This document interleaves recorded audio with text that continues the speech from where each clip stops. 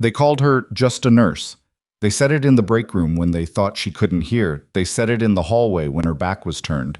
And then Marcus Vale said it directly to her face, in front of every person on that emergency floor, while a cardboard box sat between them containing everything she had been allowed to keep. Hand over your badge, you're done here.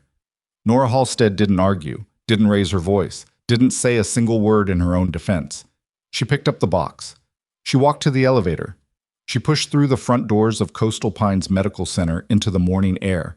And before her car had cleared the parking lot, she was already making the call that would bring the entire institution down around Marcus Vale's ears. Before we go any further, if you're watching this for the first time, hit subscribe right now and turn on your notifications, because what you're about to hear is only the beginning. Every week on this channel, we bring you cinematic stories about people who were written off, pushed out, and underestimated, and who turned that into something nobody saw coming.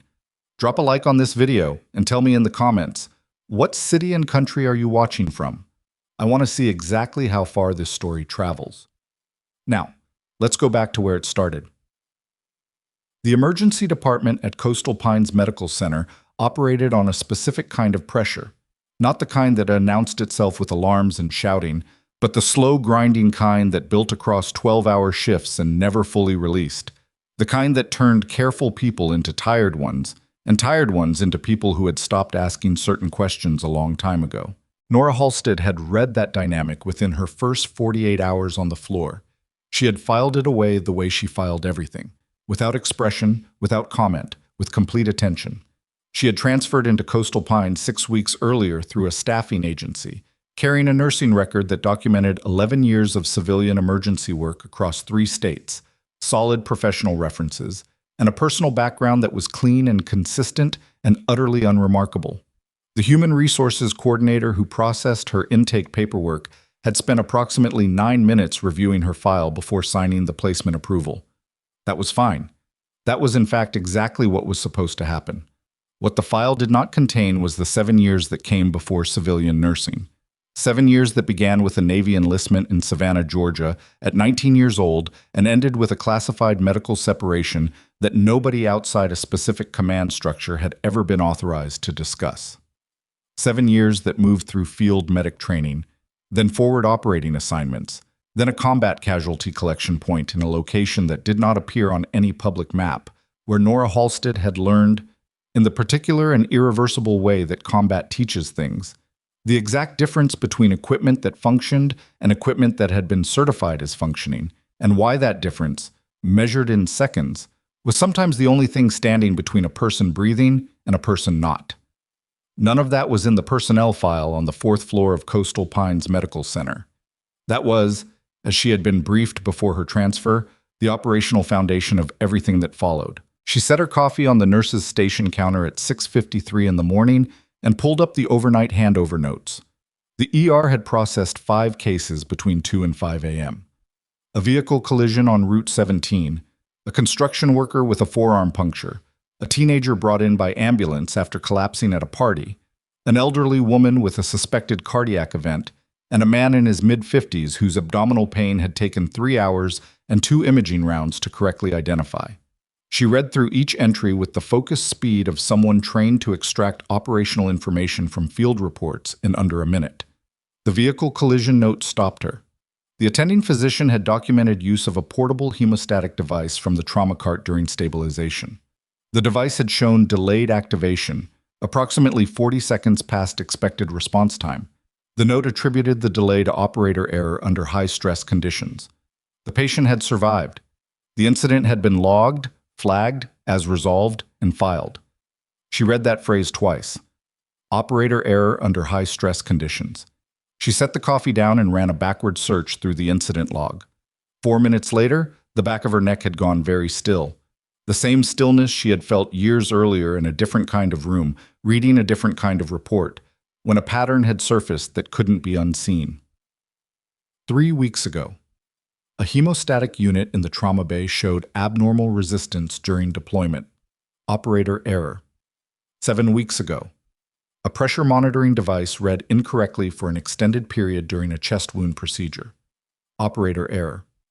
11 weeks ago, another hemostatic unit, Delayed activation during an arterial bleed. Same language. Same conclusion. 14 months ago. 2 more incidents, both attributed to staff performance, both closed without equipment review. 5 incidents. 5 different pieces of equipment. 5 separate attending physicians. 5 times the exact same conclusion had been written into the record in the exact same tone, every time pointing at the hands holding the device rather than the device itself. Nora closed the log. She picked up her cold coffee and walked toward the trauma bay to start her shift. She did not write anything down. She did not flag anything to the charge nurse. She said good morning to the outgoing overnight staff, asked one clarifying question about the cardiac patient's medication schedule, and went to work. She was very good at going to work.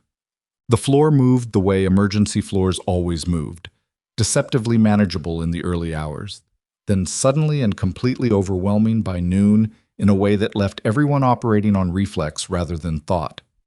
Nora took a broken radius, 2 hypertensive crises, a pediatric asthma case that required careful monitoring for 90 minutes before the child stabilized, and a sepsis patient who needed 3 medication adjustments before his attending physician was satisfied. She documented every intervention with the precision of someone who understood that clinical records were not administrative paperwork. They were the only version of events with any permanence. At 2:30, she was restocking the trauma cart when the biomedical technician arrived. He was young, mid-20s at most, with a badge identifying him as D. Morrow, Biomedical Equipment Services.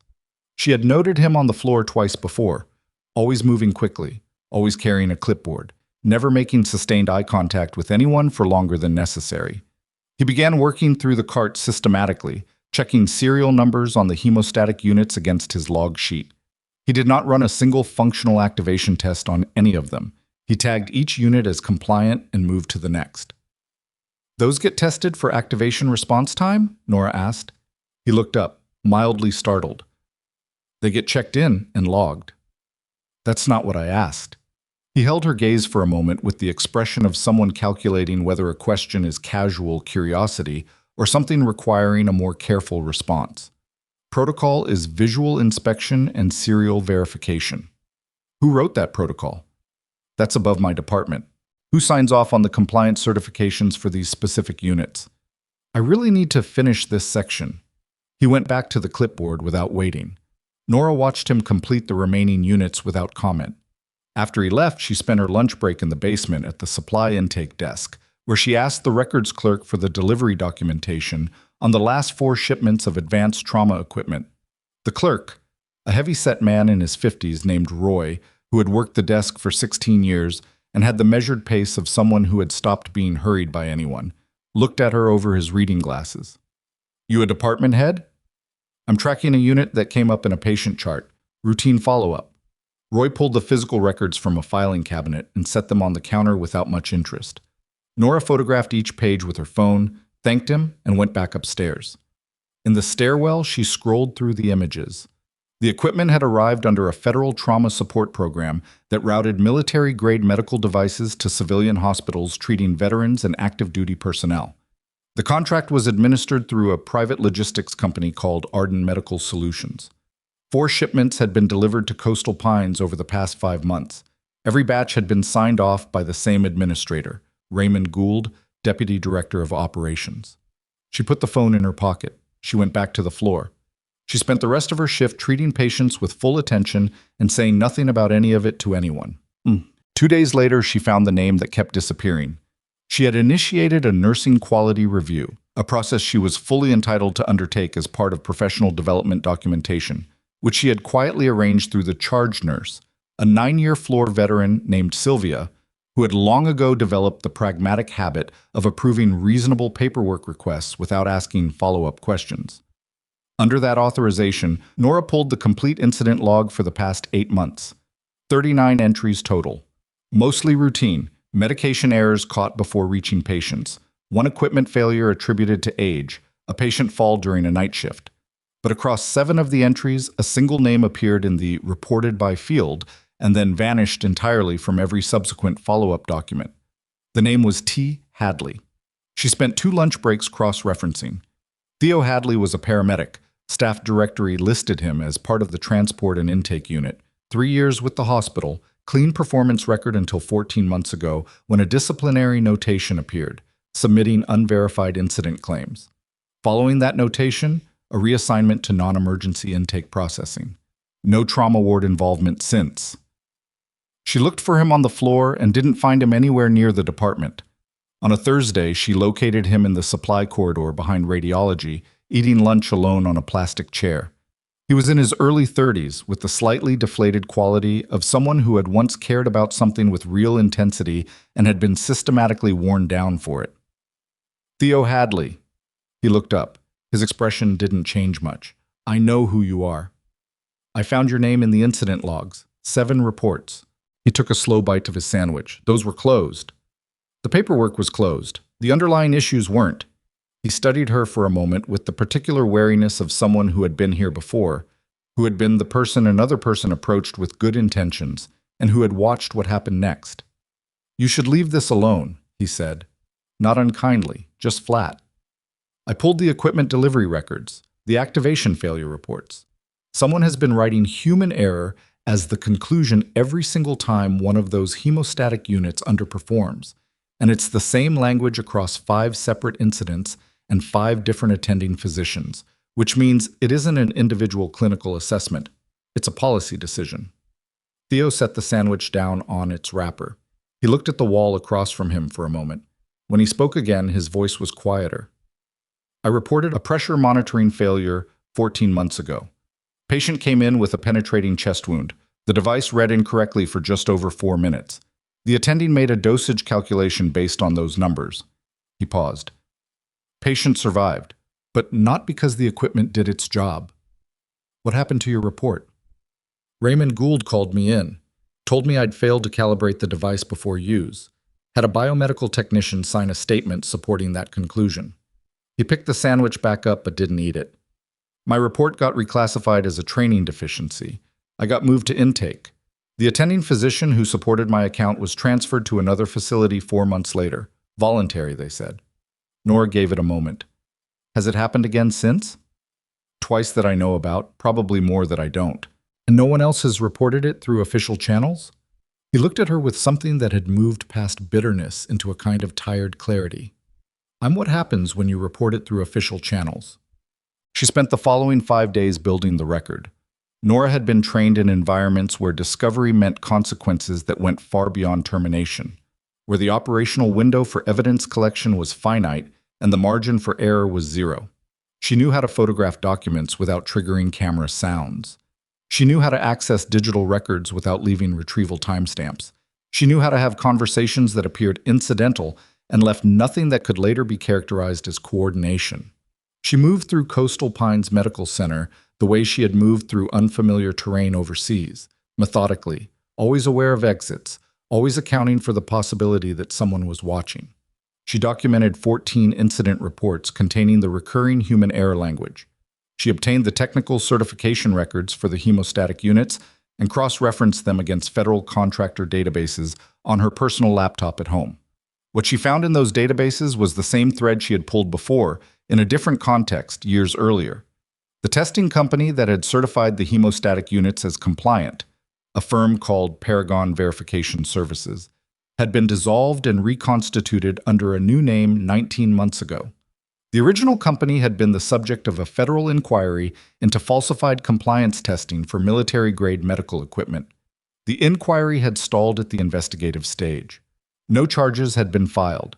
The principals had restructured their business, rebranded, and continued operating. Same equipment category, same falsification pattern, new paperwork surrounding it, new institutional partners to absorb the liability. She copied every document to an encrypted drive that she kept in a flat leather case beneath the front seat of her car. She added a recorded account from Theo Hadley, obtained with his knowledge, captured on a device he hadn't known was military specification. She added photographs of the delivery manifests, the certification records, the incident log entries, and the contractor database findings she had printed and annotated at home. Then she wrote a formal summary. 4 pages, single-spaced, precise, and professional, and entirely without editorializing. She submitted it through the hospital's internal reporting system, addressed directly to the office of the hospital director. Marcus Vail had run Coastal Pines Medical Center for 11 years. His professional photograph in the lobby showed a man in his late 50s with the kind of settled institutional authority that accumulates in people who have never seriously been challenged from below. His office was on the administrative floor. His assistant scheduled all direct contact. His decisions, by all available evidence, were not reviewed by anyone within the building. Nora submitted the report on a Wednesday afternoon. By Friday, she had received no response of any kind. On Monday morning, his assistant called down to the floor and told her she was expected upstairs at 9 o'clock. The office occupied the corner of the administrative floor with windows on two sides overlooking the main entrance. It was the kind of office designed to communicate, before any conversation began, exactly where power resided in this building. Marcus Vail was standing behind his desk when she entered, which she recognized immediately as a deliberate posture. People who needed others to feel smaller arranged themselves to maximum vertical advantage. Raymond Gould sat to the left in one of the two chairs facing the desk. A third person, a woman in a dark blazer with a legal pad and a very still quality, occupied a position near the window that suggested she was there to document rather than participate. "Sit down, Ms. Halsted," Vail said. She sat. He opened a folder on his desk. "We've reviewed the report you submitted last Wednesday." "Good. It contains serious mischaracterizations of hospital equipment management procedures and several unauthorized references to proprietary contract documentation. I documented what the incident logs and delivery records contained. I can provide source documents for every claim in that report. You conducted an unauthorized audit of hospital records. I conducted a nursing quality review. I have signed authorization from the charge nurse on file, dated 10 days ago." Vail's expression didn't shift, but something behind it did. A small recalibration, the kind that happens when a conversation doesn't open the way it was expected to. Gould had stopped looking at the wall and was now looking at his hands. "The conclusions in your report are inaccurate," Vail said. "The equipment referenced has been certified compliant through multiple independent verification processes. The incidents you've cited were investigated by qualified personnel and formally closed with conclusions that consistently protected the equipment supplier rather than reviewed the equipment. The testing company that certified those hemostatic units was under federal investigation for falsified compliance reporting. I have the contractor database records. You have copies of documents you were not authorized to remove from this facility. I have publicly accessible federal database records that I accessed from my personal device at home. I also have internal hospital logs that I was fully authorized to review." She kept her voice level. Not combative, just precise. "Director Vail, patients in this emergency department have been treated with equipment that failed during active procedures. The attending physicians who questioned those failures were either pressured into different conclusions or transferred. The paramedic who formally reported a device malfunction was reassigned and disciplined. I've documented all of it." The room was quiet for a moment. Vail picked up the folder and set it down again, a small displacement gesture that told her the decision had already been made before she walked in. "Ms. Halsted," he said, and the register of his voice flattened into the particular tone of someone delivering a prepared conclusion. "The claims in this report are unsupported, and the methods you used to compile it raise serious questions about your professional judgment and your conduct within this institution. We're placing you on administrative suspension, effective immediately, while a formal review is conducted." "How long is the suspension?" "Indefinite." She nodded once. "I'll need written confirmation of the suspension and the stated grounds. Our HR department will be in contact." She stood. "I'll wait for that documentation." She looked at him steadily for one moment, not with anger, just with the flat, evaluative attention of someone who has seen enough to know exactly what they're looking at. Then she turned and walked out. The two security officers waiting in the hallway outside Vail's office were younger than she expected, both in their 20s, both visibly uncomfortable with the assignment. One of them handed her a cardboard box outside the elevator bank. Her locker had already been cleared while she was upstairs. She carried the box through the lobby. People moved around her, patients, families, staff. She passed the nurse's station where Sylvia was seated at her terminal, who did not look up. She passed the trauma bay entrance where, 12 hours ago, she had been adjusting medication dosages for a sepsis patient. She pushed through the front doors. The morning was warm. The air carried salt from the coast several miles east. She walked to her car and put the box in the back seat without ceremony. Then she sat in the driver's seat and didn't start the engine. She looked at the building through the windshield. People continued moving in and out through the entrance. A hospital processing 12,000 emergency visits a year, holding a federal equipment contract worth an estimated $40 million, writing human error into the records every time a device failed, and doing it consistently enough that it had become invisible. Not hidden, exactly. Just filed correctly enough that nobody looking at any single incident would see the shape of all of them together. She had seen the shape. She reached under the seat and opened the leather case. The encrypted drive was there. And beside it, the older phone. Matte black, no commercial branding, its power indicator showing a single steady green light that it had shown every day since she arrived in this city, because she had kept it charged against the possibility of exactly this moment. She held it in both hands for a moment. The call she was about to make would begin something that couldn't be stopped once it started. The investigation that followed would be federal in scope, broad in reach, and completely indifferent to the reputations or careers of anyone caught inside it. She had understood that from the beginning. She had built the evidence precisely so that when the moment came, there would be no ambiguity about what had happened here, no room for the people responsible to construct an alternative account. She thought about Theo Hadley eating lunch alone in a corridor because someone had moved him there for telling the truth. She thought about 4 minutes of incorrect pressure readings, and a dosage decision made on wrong information, and a patient who had survived by a margin that shouldn't have been that thin. She thought about a technician who checked serial numbers without testing activation response and then signed a compliance form and moved on. She dialed. 1 ring. A voice answered. No greeting, no name. She gave a 12-digit sequence she had memorized 4 years ago and rehearsed silently every few weeks since, the way people rehearse things they hope never to need and cannot afford to forget. The voice said, "Authentication confirmed. Status? Evidence package is complete," she said. "All documentation secured. Institutional response has been termination of the reporting party." A brief silence. Then, "That's exactly what we needed. Stand by for coordination. 72 hours. Understood." The call ended. She put the phone back in the case. She started the car. She pulled out of the parking space and drove toward the exit without glancing at the building behind her.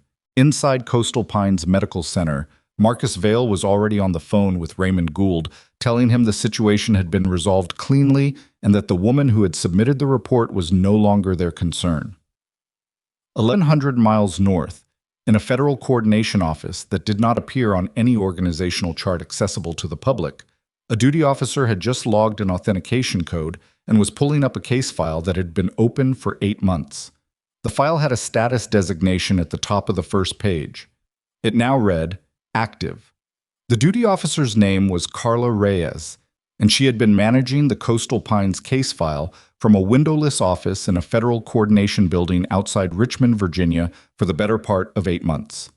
She had opened the file originally on the strength of a single anomaly, a contractor compliance flag buried in a quarterly audit report that most people would have read past without slowing down. Reyes had not read past it. She had pulled the underlying contract, traced the equipment certification chain back through 2 corporate restructurings, and arrived at a pattern that was familiar in the specific way that bad patterns in federal contracting tended to be familiar. Not because they were creative, but because they worked, and because they kept working until someone with the right access and the right patience decided to stop them. She had been the one who identified Coastal Pines Medical Center as the most viable entry point. She had been the one who requested a field investigator with medical credentials and military background clearance. And she had been the one, 8 months ago, who had sat across a secure conference table from a woman she had never met before and explained the operational parameters of what was being asked. Nora Halsted had listened to the full briefing without interrupting. At the end of it, she had asked 3 questions, all of them logistical, none of them personal, and then she had said yes. Reyes had worked with field investigators before, some of them far more experienced than Nora, and she had learned over the years that the ones who asked logistical questions rather than personal ones were almost always the ones who came back with usable evidence. The ones who asked personal questions, what happens to me if this goes wrong? What kind of protection do I have? What's the exit plan? Were the ones who found reasons to stop short. Nora had not asked a single personal question.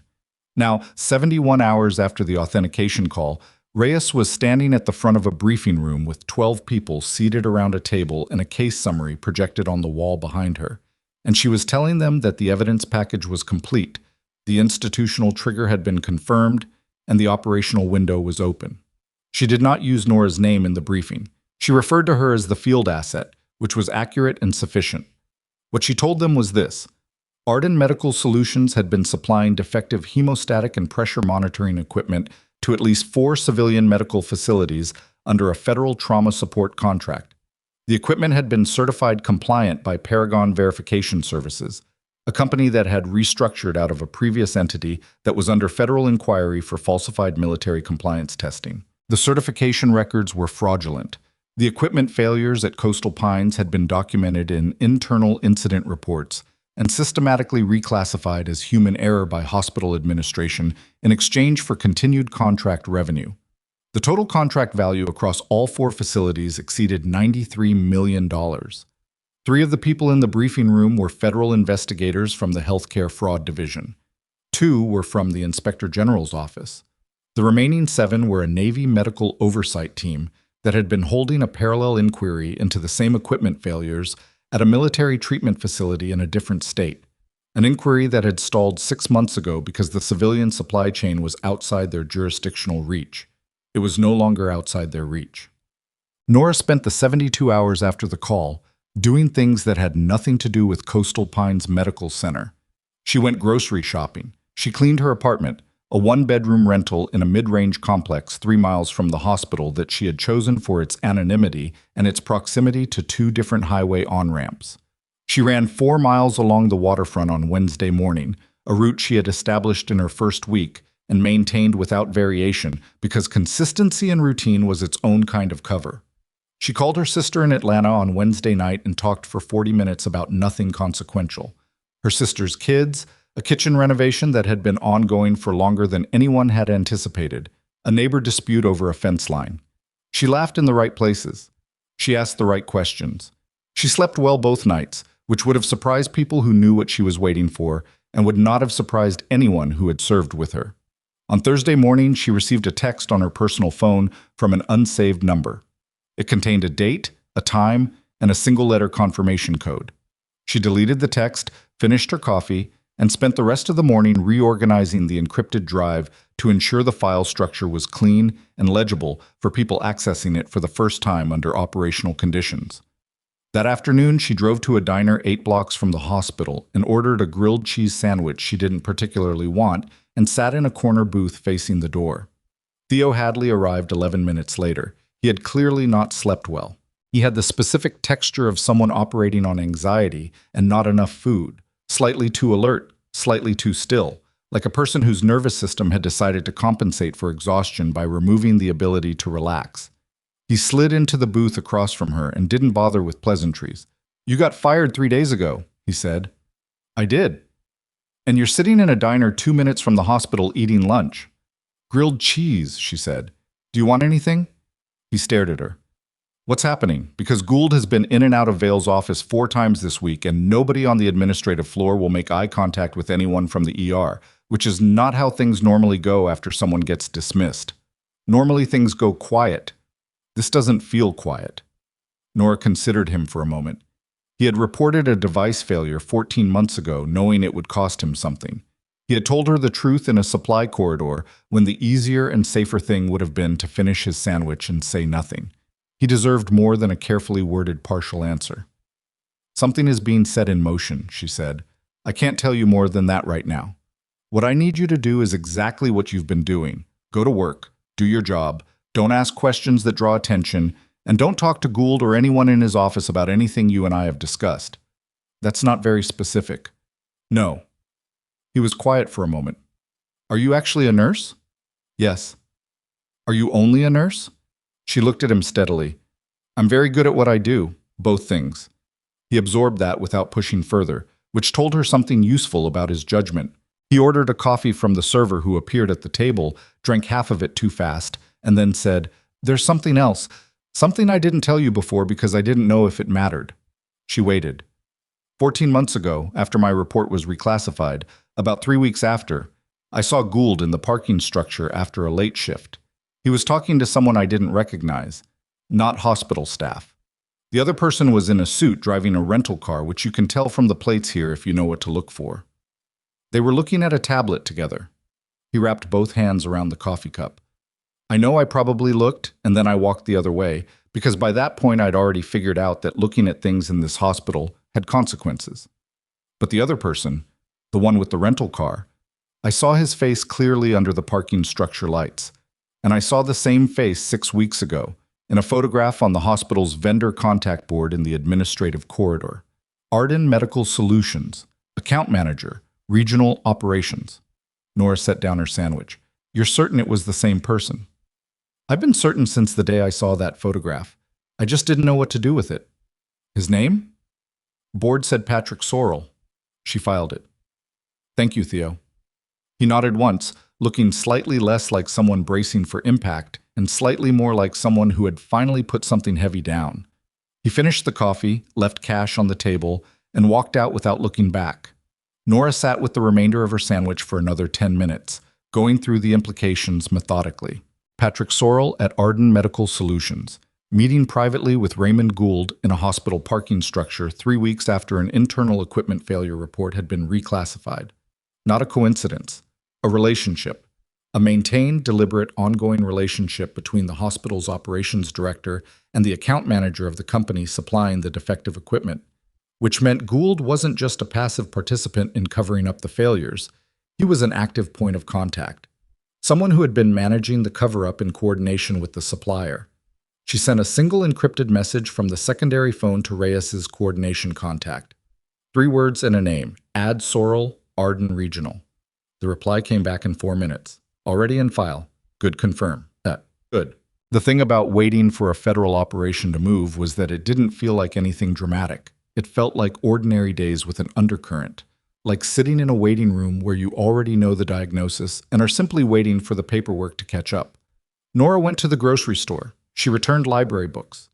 On Friday afternoon, she drove past Coastal Pines Medical Center without stopping and noted 2 things. Raymond Gould's car was in its usual administrative parking spot at 3 in the afternoon, which meant he had not yet been tipped off. And there was a white panel van parked along the service road on the east side of the building that had not been there earlier in the week and was carrying markings for a medical equipment maintenance company she had never seen on site before. She did not stop. She did not slow down. She noted both things and kept driving. That evening, she received a second text.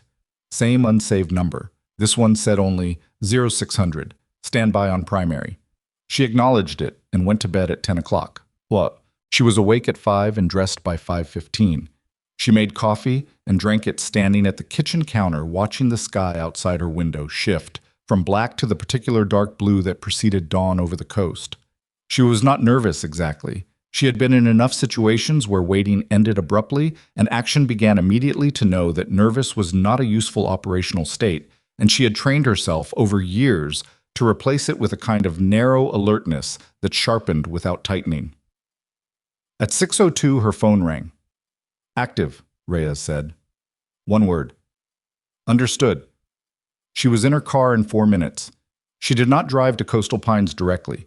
She drove to a federal staging area that had been established in the parking lot of a decommissioned distribution center 2 miles east of the hospital, where she identified herself to a uniformed officer at the perimeter and was waved through to a secondary lot where 3 black SUVs, a federal transport vehicle, and a gray van with no external markings were parked in a loose cluster around a portable command setup.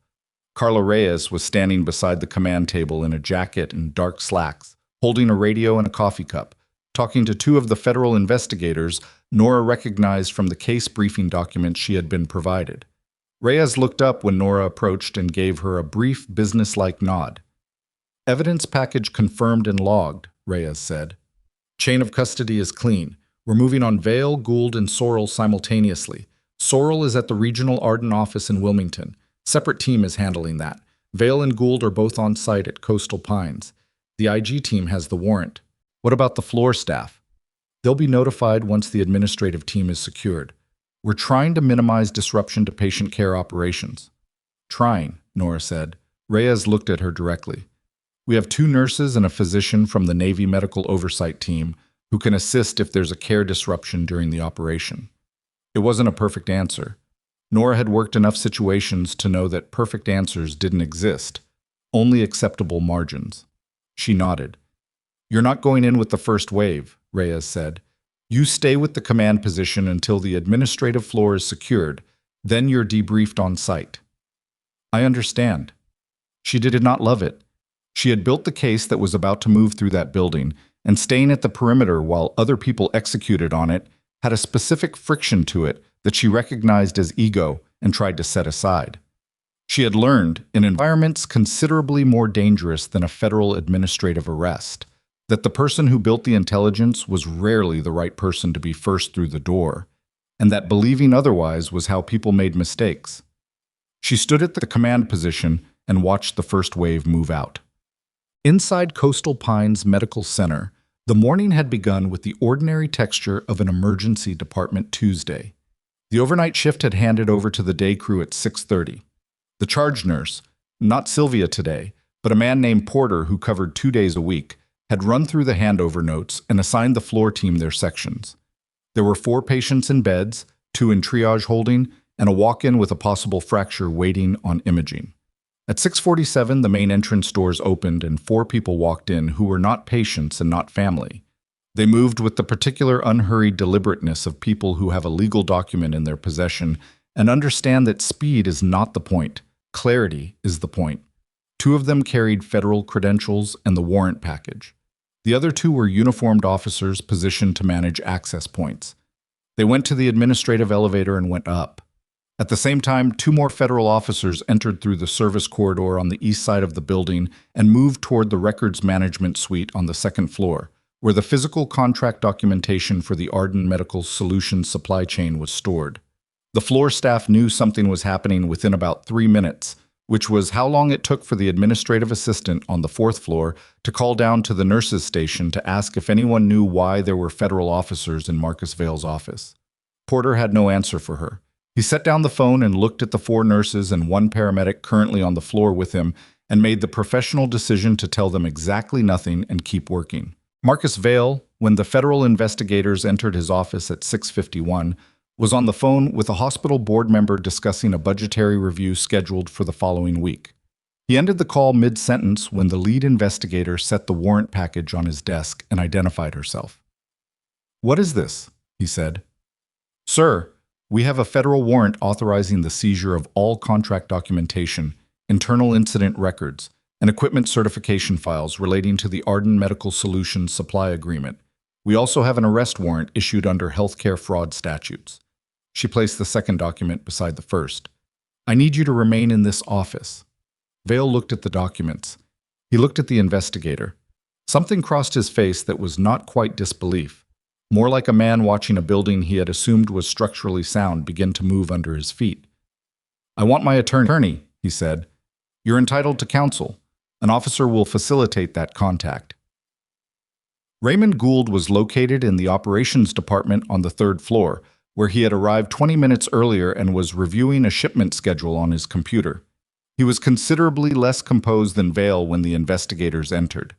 He stood up immediately, knocked a coffee mug off the edge of the desk, and said 3 separate things at once, none of them coherent. The lead officer told him to sit down twice before he did. Downstairs, the records team had already begun the physical documentation seizure. The digital records were being imaged by a forensic technician who had set up a portable workstation in the record suite and was moving through the system with the methodical efficiency of someone who had done exactly this kind of work dozens of times before. At 7:14, Reyes's radio crackled at the command position. "Administrative floor secured. Both primary subjects in custody. Records team is active." Reyes acknowledged it and looked at Nora. "We're going in." The hospital looked different from the inside than it had 6 days ago, and Nora understood after a moment that the difference wasn't the building. It was the fact that she was walking through the main entrance instead of out of it, and that the weight of the past 6 weeks had shifted into something else, something that wasn't relief exactly, and wasn't satisfaction exactly, but existed somewhere between the two. She rode the elevator to the administrative floor with Reyes and one of the IG investigators. The hallway outside Vale's office had the slightly stunned quality of a space where something irreversible has just happened. a uniformed officer near the elevator, an administrative assistant sitting at her desk, not typing, the door to Vale's office open, and 3 people visible inside it. Vale was seated at his conference table. He had managed to reassemble some version of his composure. He was no longer visibly shaken, just very still, in the way of someone who has decided that stillness is the best available posture while they figure out what they're dealing with. When Nora walked in behind Reyes, he looked at her, and something shifted in his expression that was not dramatic, but was very specific. He recognized what he was looking at. Not Nora Halsted, travel nurse. Not the woman he had walked out of his building 6 days ago with a cardboard box. Something else. Someone who had been in his hospital for 6 weeks and had seen exactly what needed to be seen and had not been what he thought she was for a single day of it. He didn't say anything, neither did she. Reyes set a secondary document package on the conference table. Director Vale, the evidence we're working from includes 14 incident reports from this facility, delivery manifests for 4 equipment shipments, internal reclassification records, and the recorded account of a hospital staff member detailing administrative pressure to alter an incident conclusion. She paused. We also have the account and documentation of the field investigator who conducted the internal review. Vale's attorney, reached by phone, not yet physically present, had apparently told him to say nothing because he said nothing. He looked at the table. Raymond Gould has been cooperative, the IG investigator said, which was a careful way of saying that Gould had started talking the moment it became clear the warrant package was comprehensive and had not stopped. We have his account of the coordination with Arden Medical Solutions. We have the name Patrick Sorrell and the nature of the arrangement between Sorrell and your operations department. He picked up one of the documents from the package. We have payment records. The stillness in Vale's posture changed character slightly. It became the stillness of someone who is no longer calculating their options and has arrived at the realization that the options were always fewer than they appeared. Nora stood near the window and said nothing. Outside, through the glass, she could see the hospital entrance, patients arriving, a family walking toward the door, an ambulance pulling into the bay with its lights running but its siren off, which meant the patient inside was stable. The building kept operating because buildings like this operated regardless of what happened in the administrative suites above them, and the people on the floor below would keep working through the morning because the work didn't stop for any of this. She thought about Theo Hadley's face in the diner 2 days ago. The particular expression of someone who had been carrying something alone for a very long time and had not yet understood that the weight was about to be redistributed. She thought about the patient chart with 4 minutes of incorrect pressure readings, and the attending physician who had asked the right question and been moved out of the building for asking it. She thought about D. Morrow tagging hemostatic units as compliant without testing a single one, and whether he had known what he was participating in or had simply been following a protocol that someone above him had designed to make looking the other way easy enough to do without thinking about it too hard. That question would be answered in the investigation that was now underway, and it would be answered by people with subpoena authority and forensic accountants and considerably more jurisdictional reach than a nurse with an encrypted drive. Her part of it, the part that required being inside the building, being invisible, being patient enough to wait while people said dismissive things about what she was and what she understood. That part was done. Reyes appeared at her elbow. Debrief is set for 9 o'clock in the conference room on 2. You doing okay? Yes. You need anything before that? Nora considered. Coffee.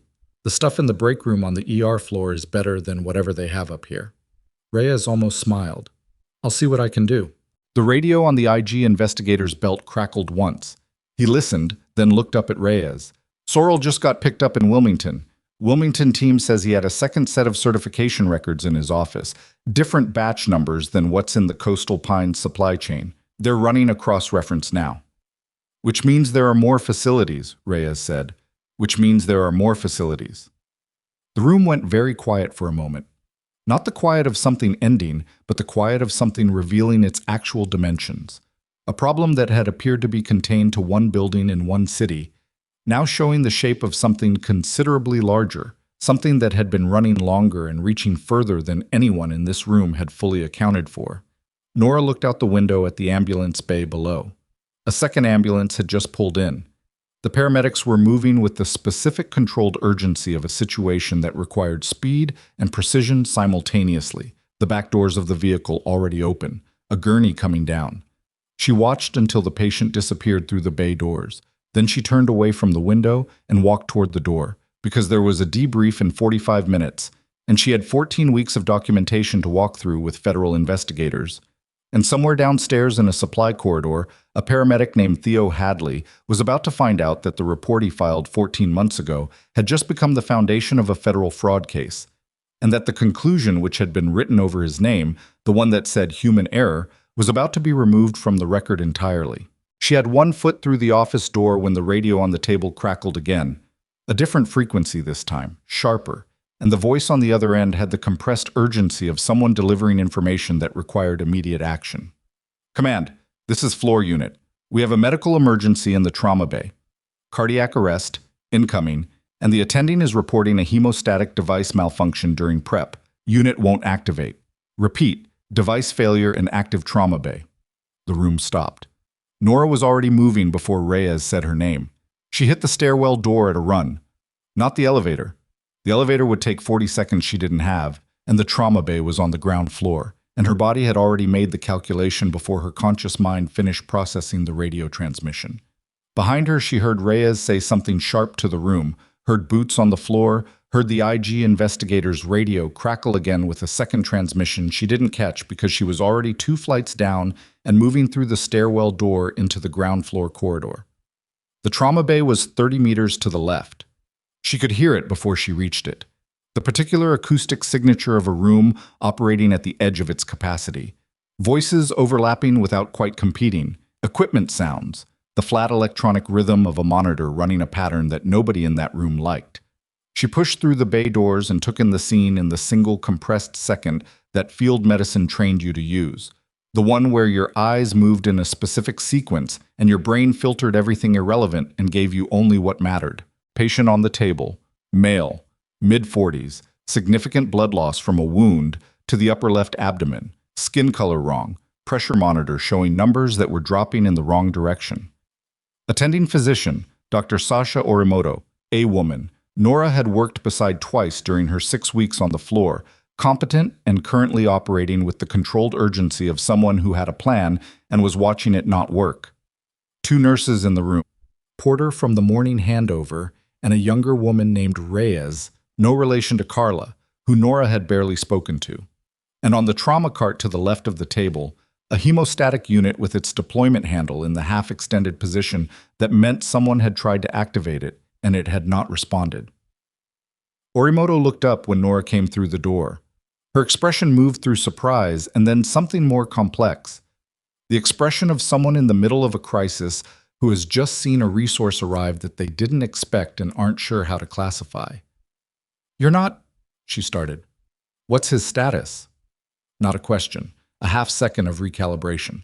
Then Orimoto answered because she was a physician in an active emergency, and Nora was a trained body in the room asking a clinical question. Penetrating abdominal trauma, suspected splenic involvement, BP is 80/50 and falling.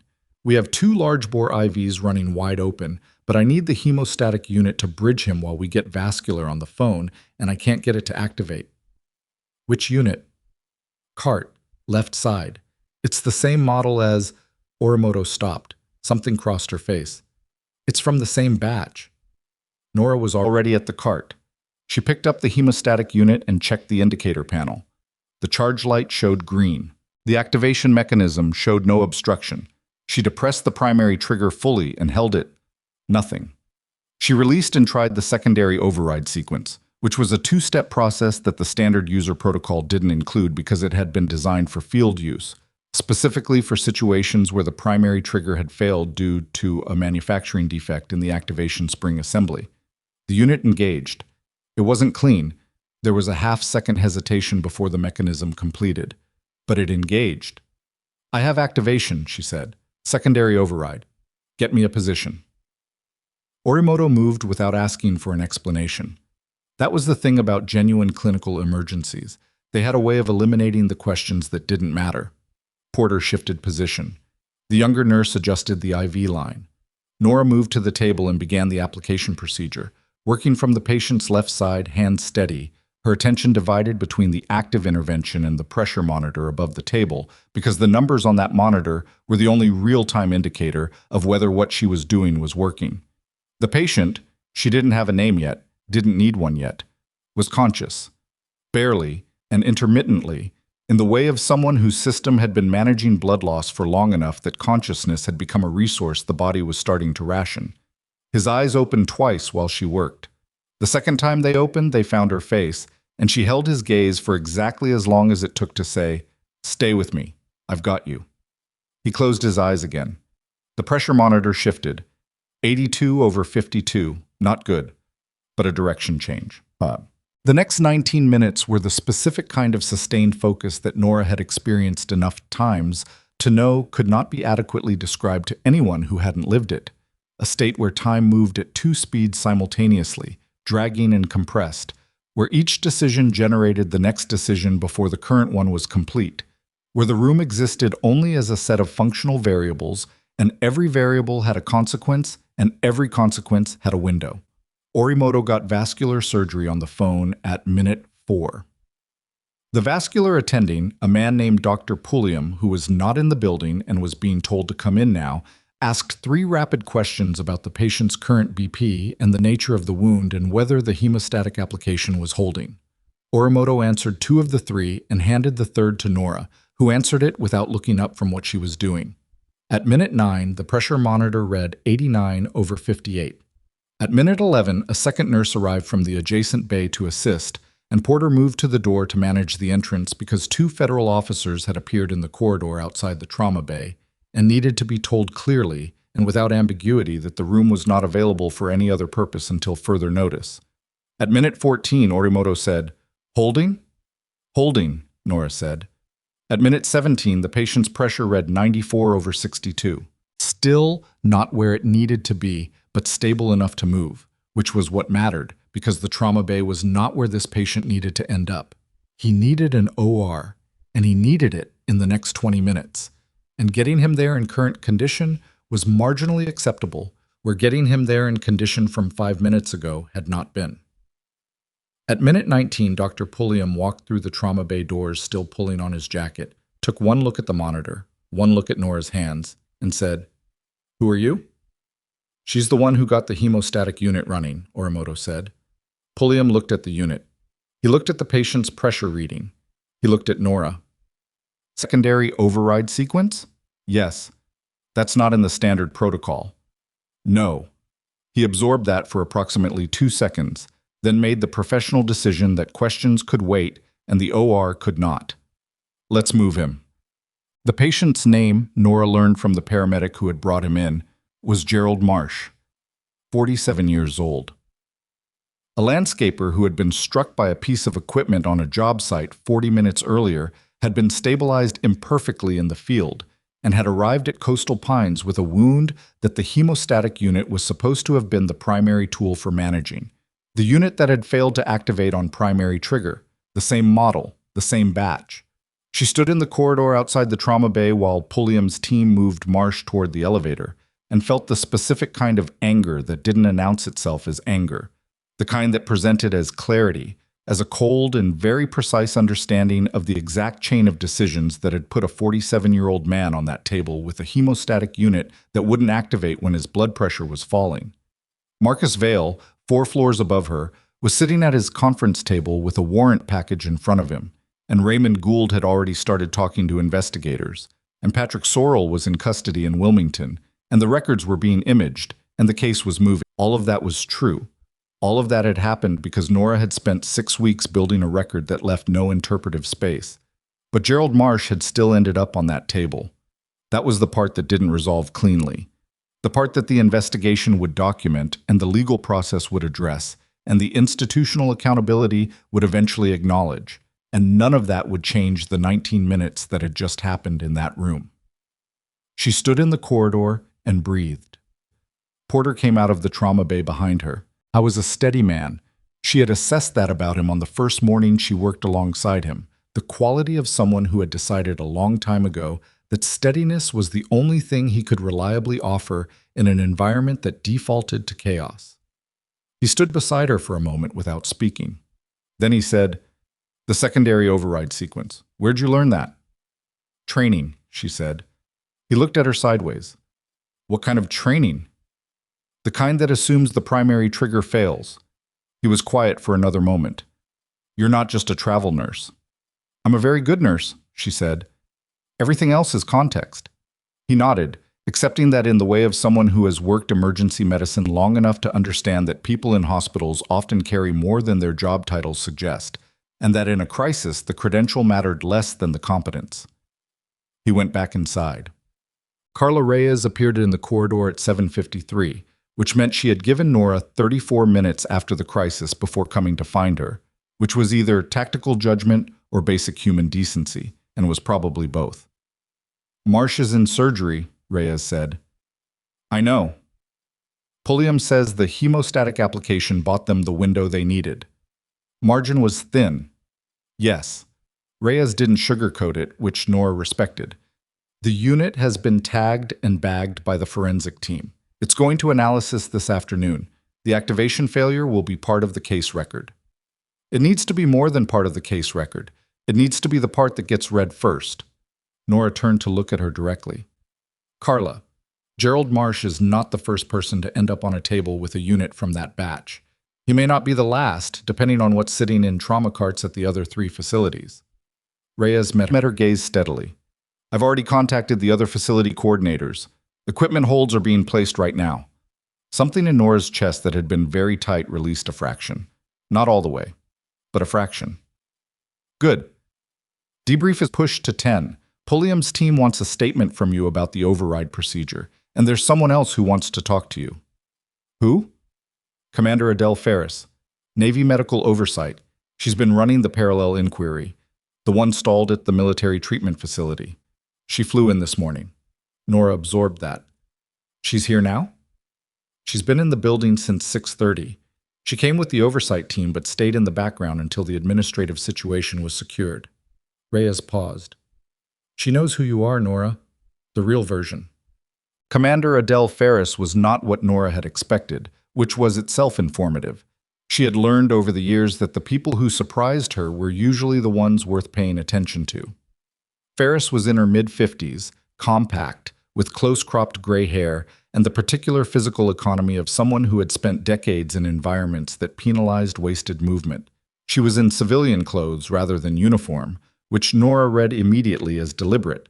A choice to enter the hospital looking like any other federal official rather than a Navy commander, because the uniform would have changed the texture of every conversation in the building. She was waiting in a small conference room on the 2nd floor that the federal team had commandeered for the morning. She was standing when Nora came in, which was not a dominance posture in this context. It was the posture of someone who had been reviewing documents at the table and had heard the door and stood out of habit. She looked at Nora for a moment with the particular assessing quality of someone whose entire professional life had consisted of evaluating people quickly and accurately. "You look like you just ran a trauma intervention," she said. "I did." "How'd it go?" "Patient is in surgery. Margin was closer than it should have been." Ferris nodded once, not with sympathy exactly, but with the acknowledgement of someone who had been in enough situations where margins were closer than they should have been to understand what that sentence actually contained. She gestured at the table. "Sit down." They both sat. Ferris had a thin folder open in front of her. She pushed it to one side without closing it. "I've read your operational report, the full version, not the summary." "Okay. It's thorough. The certification chain documentation alone would have been enough to support the warrant. The incident reclassification records on top of that." She paused. "I've been working the military treatment facility angle for 6 months. We kept hitting the same wall. The civilian supply chain, the contractor certification structure. Our jurisdiction stops at the base perimeter." "I know." "You were the door we needed." Ferris said it plainly, without inflation. "I want you to know that I understand what 6 weeks undercover in that environment cost, the patience it requires, the specific kind of difficulty of being dismissed and not reacting." Nora looked at her evenly. "It wasn't difficult." Ferris raised an eyebrow very slightly. "Being dismissed," Nora clarified. "That part wasn't difficult. The difficult part was watching what the equipment failures were doing to the patients and the staff, and knowing I couldn't move until the record was complete." A short silence. Gerald Marsh. And the others before him. Ferris closed the folder. Pulliam is good. Marsh has a real chance. He has a chance because the secondary override sequence exists, and because someone taught it to me in a training context that assumed manufacturing defects, not human error. Nora kept her voice level. Every facility running equipment from that batch needs to know that sequence today. Not in the case notes. Not in the final report. Today.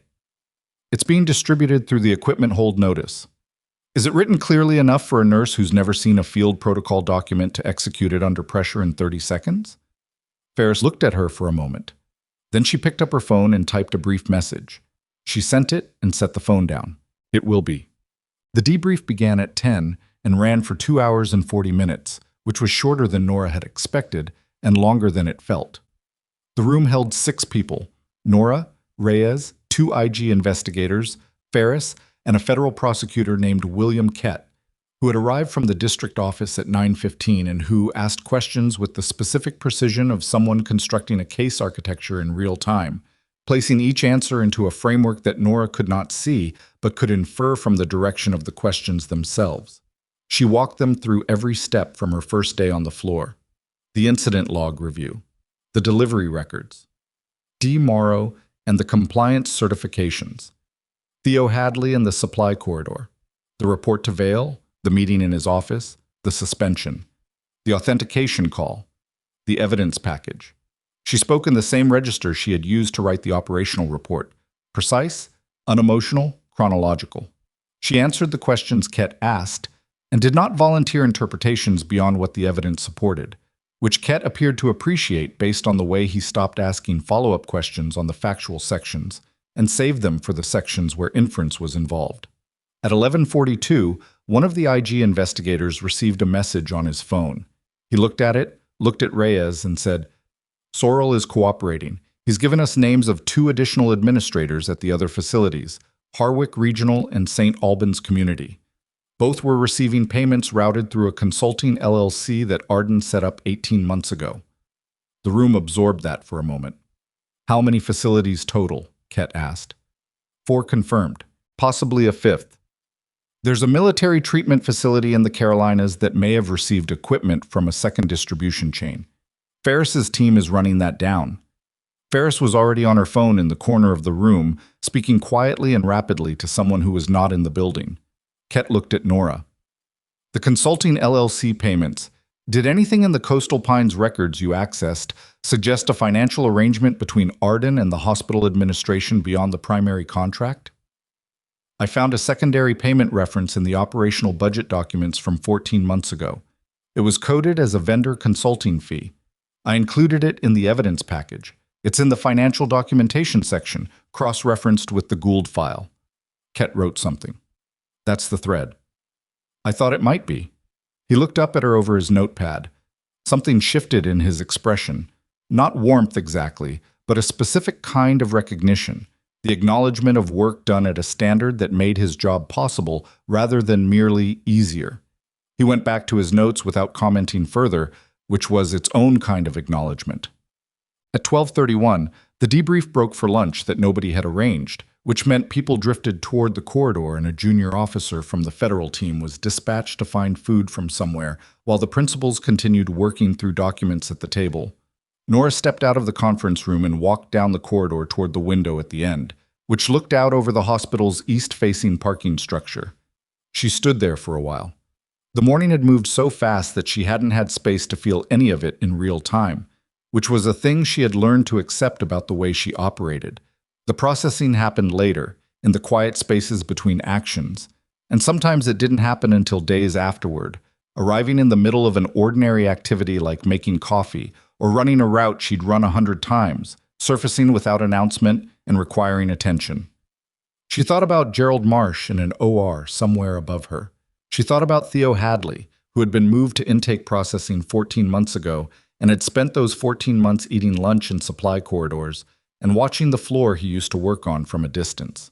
She thought about the attending physician who had questioned the pressure monitor failure and been quietly transferred, whose name she had never learned, and who was somewhere in another hospital in another city, possibly still wondering whether they had been wrong to speak up. They hadn't been wrong. They had been right at the wrong moment, which was a different thing entirely. She heard footsteps in the corridor and turned. It was Theo Hadley. I was standing 20 feet away, in his intake processing uniform, with the expression of someone who had just been told something significant and was still integrating it. He must have been approached by one of the federal investigators. She could see it in the quality of his stillness, the particular way a person looks when they've been told that something they believed was gone has actually been recovered. He looked at her for a long moment. "They're reopening my report," he said. "The one from 14 months ago." "Yes." "They said the reclassification was part of the fraud record, that the disciplinary notation—" He stopped. "Will be removed from your file," she said. "The account you gave me is part of the evidentiary record. It's been corroborated by the financial documentation in Gould's statement." He looked at the floor for a moment. When he looked back up, his face had the complicated expression of someone experiencing something they had stopped letting themselves want. "I filed that report because a patient almost died." "I know.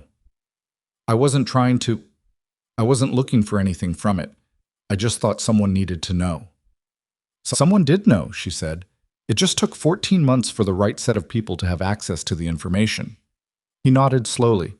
Something in the set of his shoulders changed, not dramatically, just a fraction, the way a person stands differently when they're no longer bracing for the next impact. He didn't say anything else. He didn't need to. She watched him walk back down the corridor and turn the corner toward the floor he had been reassigned away from 14 months ago, and she thought that of all the things the morning had produced, that particular 30-second conversation in an empty corridor was the one that would stay with her longest. She turned back to the window.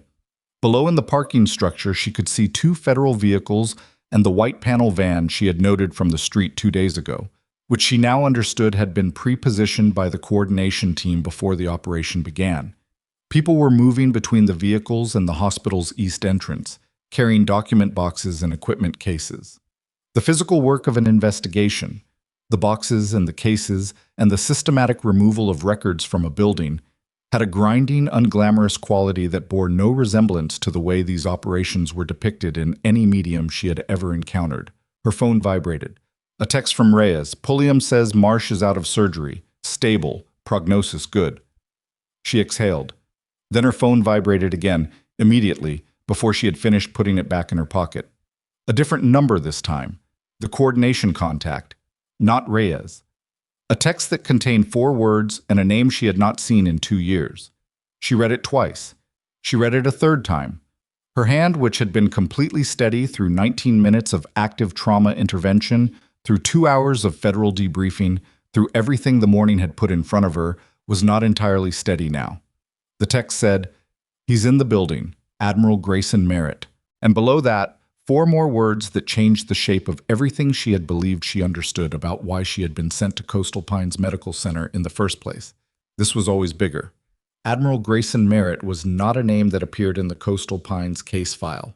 Nora had read that file in its entirety twice. The version Reyes had provided during the initial briefing 8 months ago, and the updated version she had been given access to 3 weeks into her placement. She had read every name in both versions.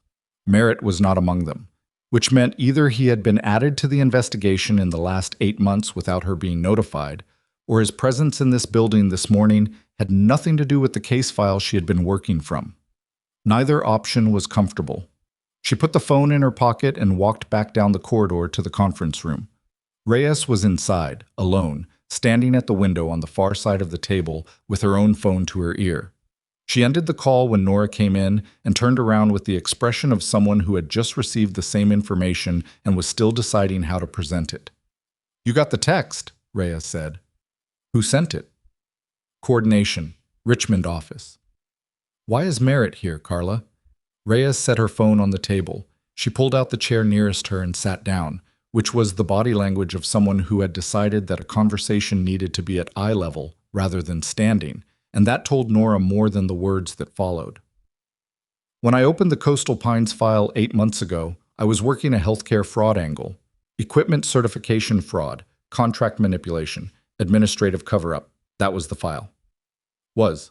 6 weeks into the investigation, I got a call from a contact at the Naval Inspector General's office.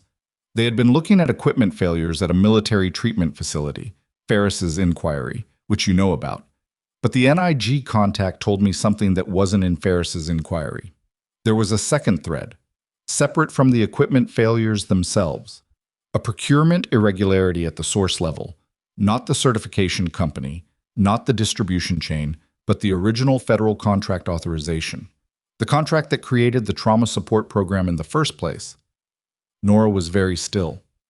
Who authorized the program? The program was authorized through a joint civilian-military procurement office 18 months ago. Standard interagency process, multiple sign-offs. But the NIG contact found an anomaly in the authorization chain. One of the senior approvals, the one that unlocked the federal funding for the entire program, was signed by an officer who was simultaneously serving on the advisory board of a private equity firm that held a minority stake in Arden Medical Solutions. The room was very quiet. The officer's name, Nora said. Rear Admiral, at the time. He has since been promoted. Reyes looked at her steadily. Grayson Merritt. The thing that Nora understood immediately, and that took her approximately 4 seconds to fully process, was that the case she had been building for 6 weeks was not the case. It was the entry point to the case. The local, documentable, prosecutable layer of something that went considerably further up and considerably further back than a hospital director and an operations manager and a regional account manager for a medical supply company. Marcus Vail had been covering up equipment failures to protect a contract worth $40 million. Grayson Merritt had helped create the conditions under which that contract existed, while holding a financial interest in the company that benefited from it. That was a different order of wrongdoing, not procedurally different, the fraud statutes applied regardless of rank, but structurally different, in the way that a symptom and its underlying cause were structurally different even when they presented in the same patient. Does Merritt know the investigation has moved to him? She asked. That's the question I've been on the phone about for the last 20 minutes. Reyes folded her hands on the table. He arrived at the building at 06:45 this morning, before our team moved on the administrative floor. He told the front desk he was here for a routine oversight visit. The trauma support program conducts periodic facility reviews, and Coastal Pines was on the schedule. Scheduled by who? By his office, 6 weeks ago. Reyes let that land. Which is consistent with a legitimate oversight visit. It's also consistent with someone who knew there was federal attention on the Arden contract and wanted to be present in the building when the institutional response happened. Where is he now? Second floor. The hospital has a liaison office for federal program contacts. He's been there since he arrived. He hasn't attempted to access the administrative floor or made contact with Vail or Gould. Which is also consistent with both explanations, Nora said. Yes. Ket knows? Ket has known about the procurement anomaly since last month. He's been building toward it carefully because a serving flag officer with a financial conflict of interest in a federal contract is not something you move on without a complete record. Reyes paused. The Coastal Pines evidence, your evidence, closes the loop on the downstream fraud. It establishes that the equipment was defective, that the defects were known, that the cover-up was coordinated with the supplier. That's the predicate Ket needed to make the procurement irregularity prosecutable rather than merely irregular. So Merritt's presence here this morning is either a coincidence or it isn't. Reyes looked at her directly. Ket wants to talk to you before he decides how to handle it. William Ket was in the corridor outside the liaison office on the second floor when Nora and Reyes arrived, standing with Commander Ferris and a man in a dark suit who introduced himself as Deputy Inspector General Harlan Morse. Morse was in his 60s, with the kind of face that had settled into permanent careful neutrality over decades of institutional work, and he was carrying a folder that he held against his chest with both hands, in the way of someone who understood that what was in the folder was the most important object in the immediate environment. Ket looked at Nora when she approached and got directly to it. How much do you know? Reyes briefed me. Procurement anomaly. Merritt's advisory board position. The equity stake in Arden. What I need to know from you, Ket said, keeping his voice low and level, is whether anything in the documentation you collected from Coastal Pines references the program authorization level. Anything that reaches above the contract administration layer, but above Gould, above the Arden account management structure. Nora thought through the evidence package systematically. The delivery manifests reference the program authorization code. I included them because they established the federal contract connection. The authorization code is the same across all 4 shipments. That code traces back to Merritt's office, Morse said quietly. Then yes, it's in the package. Kett and Morse exchanged a look that contained a complete conversation in about 2 seconds. Then Kett turned back to Nora. The question of whether Merritt's presence here this morning is coincidence or active interference. I need to answer that before I decide how to approach him. If he's here because it was on his schedule and he has no knowledge that the investigation has reached the authorization level, then we approach him as a witness and build from there. If he's here because someone tipped him, then he's been in that room for 4 hours waiting to see which way it breaks, Nora said. Yes. Kett looked at her. I want you in the room when I speak with him. She hadn't expected that. Why? Because you spent 6 weeks in this building collecting evidence that implicates his financial interest. Because you were dismissed from this facility by people who were protecting that interest. And because if he's the kind of man I think he is, the presence of the person who built the case will tell me something about him that his words won't. It was a clinical use of her, and she recognized it as such, and she respected it for exactly that reason. All right. The liaison office was a narrow room with a window on the far wall and a conference table that seated 6 uncomfortably. Admiral Grayson Merritt was seated at the far end of the table when they entered, and he stood when they came in with the automatic courtesy of someone trained to stand when people entered rooms, which told Nora nothing about his state because flag officers stood reflexively, regardless of whether they were comfortable or not. He was in his early 60s in civilian clothes, dark slacks, a gray jacket, a posture that communicated authority without requiring the uniform to do it. He had the kind of face that photographed well in official contexts, firm, measured, the features of someone accustomed to being taken seriously. He looked at Kett first, then at Morse, then at Ferris, and then his gaze moved to Nora and stayed there for a fraction of a second longer than it stayed on anyone else. He didn't show recognition, but the fraction of a second was there. Mr. Kett, he said, I was told this was a case coordination meeting. I wasn't told it would include... He looked at Nora again. I'm not sure I know who you are. My name is Nora Halsted, she said. I've been a nurse on the emergency floor of this hospital for the past 6 weeks. A pause. I see.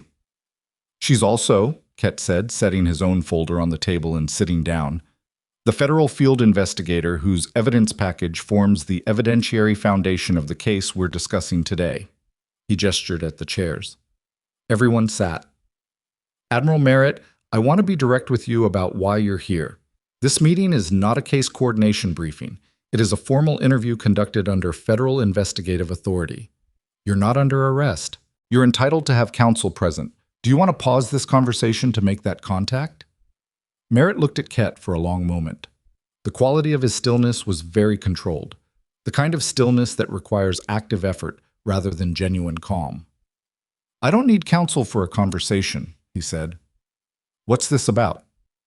It's about the federal trauma support program that you authorized 18 months ago, and your concurrent advisory board position at Aldgate Capital Partners, which held a minority equity stake in Arden Medical Solutions at the time of that authorization.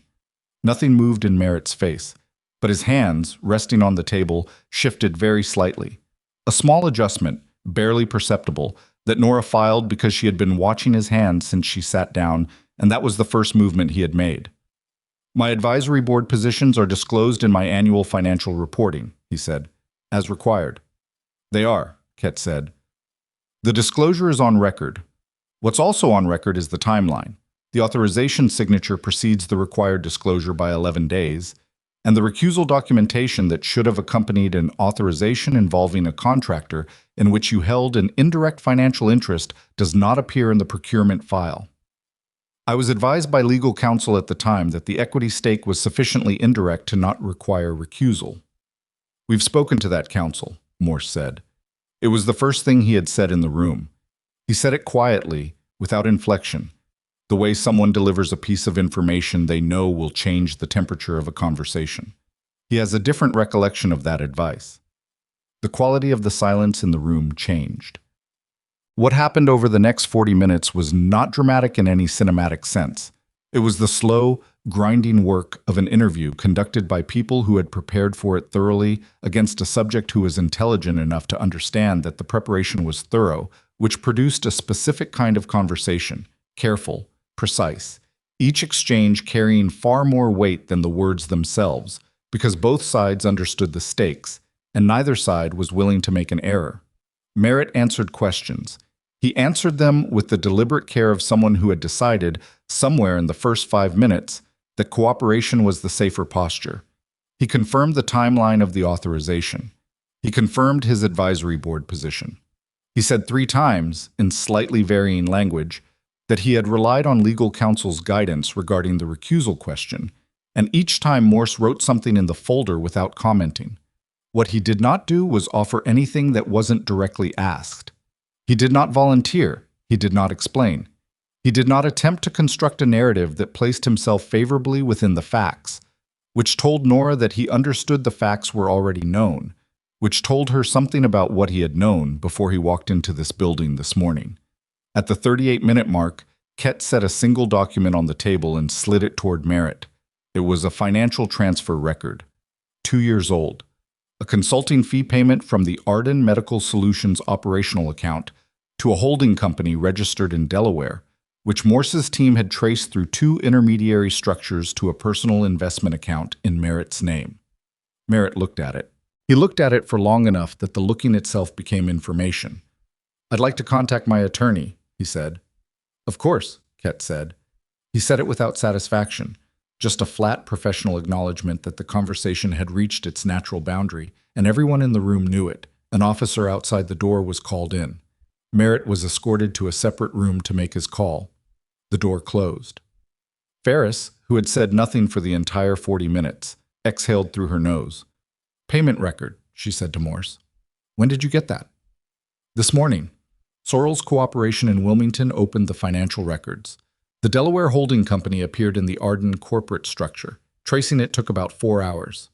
Morse closed his folder. "We would not have had it without the Arden connection being established. We would not have had the Arden connection without the Coastal Pines evidence package." Ferris looked at Nora. Nora looked at the document still sitting in the center of the table. A payment to a personal investment account, 2 years ago, which meant that when the trauma support program was being conceived and structured and authorized, the financial relationship between Grayson Merritt and Arden Medical Solutions was not indirect, not passive, not a matter of an equity stake held at arm's length through a capital firm. It was direct. A payment, with a paper trail, connecting a federal authorization signature to a personal financial benefit. That was not a disclosure violation. That was not a recusal failure. That was something considerably more serious. The afternoon moved in the way afternoons moved after major operational activity. The acute phase over, the sustained institutional work beginning, everything that had happened in the morning translating into documentation and coordination, and the long procedural machinery of federal process. Nora sat through 2 more hours of debrief, answering questions from Ket's team about the financial documentation she had collected and the specific records she had accessed, and the chain of custody for every item on the encrypted drive. She answered all of it with the same precision she had brought to the morning session, though by 3 o'clock she was operating on coffee and the specific dull edge that came from having been at full cognitive load since before 6 a.m. At 3:45, Reyes appeared in the doorway of the debrief room and gestured at her. She stepped out into the corridor. "Marcus Vail has made a statement," Reyes said. "Gould had already given you everything. Gould gave us the operational picture. Vail gave us the communication records." Reyes looked at her with the expression of someone delivering something significant with deliberate understatement. "He kept emails. 7 months of direct correspondence between his administrative account and Patrick Sorrell's Arden account. Copies of the equipment reclassification instructions, not suggestions, instructions, sent from Sorrell to Gould with Vail copied. And 1 email, 14 months ago, that references a contact at the program authorization level who had confirmed the contract would be protected from oversight review." Nora went very still. "He names the contact." "He doesn't name the contact by name. He uses an initial." Reyes paused. "The initial is M." The corridor was quiet for a moment. "Merritt's attorney arrived 20 minutes ago," Reyes continued. "They've been in the room for 40 minutes. Ket is going back in at 4:30. What's Merritt going to do? His attorney is experienced in federal cases involving military personnel. My read, and Ket's read, is that they're going to try to position the payment record as a disclosure oversight and the email reference as ambiguous. They'll give up Sorrel completely and try to put distance between the authorization decision and the financial relationship. Will it work? Reyes was quiet for a moment, the kind of quiet that wasn't evasion but honest uncertainty. The payment record is direct. The email is indirect but consistent. Ket has enough to charge. Whether a jury reads an initial in a 14-month-old email as referring to a specific person, she spread her hands slightly. That's what trials are for. Nora looked down the corridor toward the window at the end, which was showing late afternoon light now, the angle lower and more golden than the sharp morning light she had been looking at when the text about Merritt arrived. The day had the quality of something that had covered far more distance than its hours suggested. Vale kept the emails, she said. It wasn't a question exactly. For 14 months, organized by date, in a folder in his personal drive.